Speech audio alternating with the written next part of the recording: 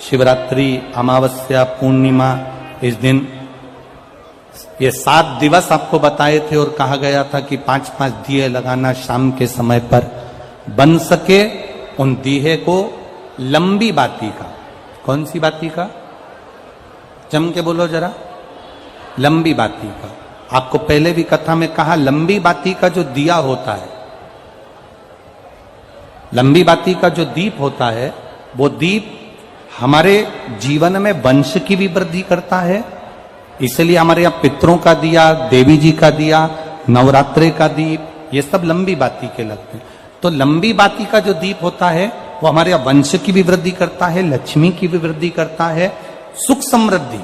और अगर मान लो भूल से हमारा कहीं पैसा अटक गया और वो व्यापारी नहीं दे रहा, तो लंबी बाती का जो दिया होता है वो पैसा भी हमारा वापिस लौटा कर लाता है। इसलिए लंबी बाती के दीप का स्मरण करें।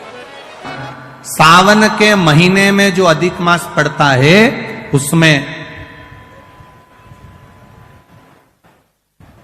7 जगह अर्थात 7 तिथियां ऐसी हैं जिस दिन 5 दीप का वर्णन किया गया है हमारे शास्त्रों में। अब बहुत सावधानी से सुनिएगा। पहली है पंचमी तिथि।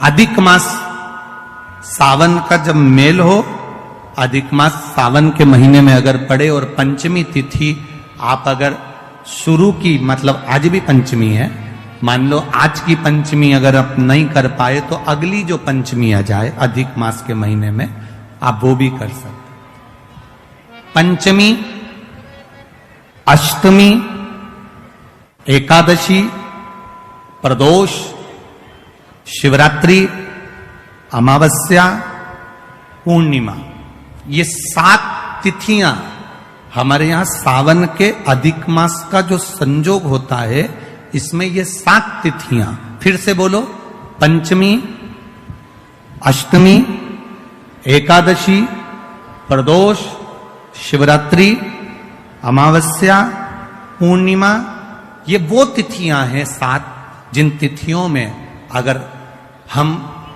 5 दीप घृत के, घी के 5 दिए अगर अपने दरवाजे के बाहर केवल भगवान की भक्ति के लिए, शिव तत्व की प्राप्ति के लिए, वैसे तो दीप लगाना चाहिए, तुलसी के क्यारे के पास लगा दो, मंदिर में लगा दो, या शिवालय पर लगा दो, या देवालय पर लगा दो।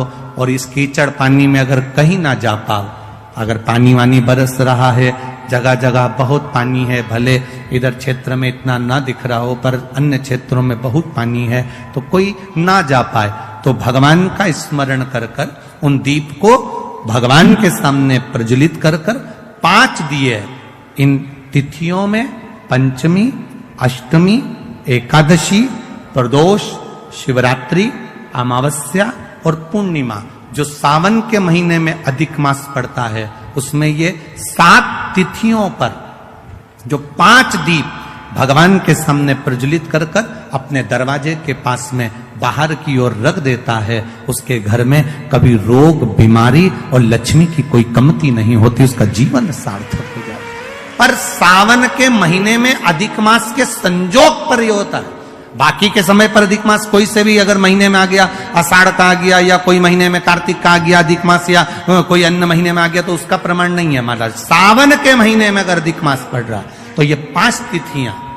अब कई लोग कहते हैं गुरुजी पंचमी हम 2 लें, 2 पंचमी आएगी, 2 एकादशी का वर्णन आ जावे, तो हम कौन सी? तो यहां एक भी अगर आप कर रहे हो 7 तिथियों में से एक भी अगर ये नहीं कर पाओ तो अगली कर लो, अगली नहीं कर पाओ तो ये स्मरण में रहकर डॉक्टर का पीछा ही नहीं छूट रहा हो, तो शिव महापुराण, विष्णु पुराण और स्कंद पुराण में जो पुरुषोत्तम कथाओं का वर्णन किया गया है, एक आटे का दिया, उसमें 4 बत्ती, आटे के दिए में 4 बत्ती रखें, तिल्ली का तेल डाल लें, थोड़ा सा उसमें सरसों का तेल डाल लें।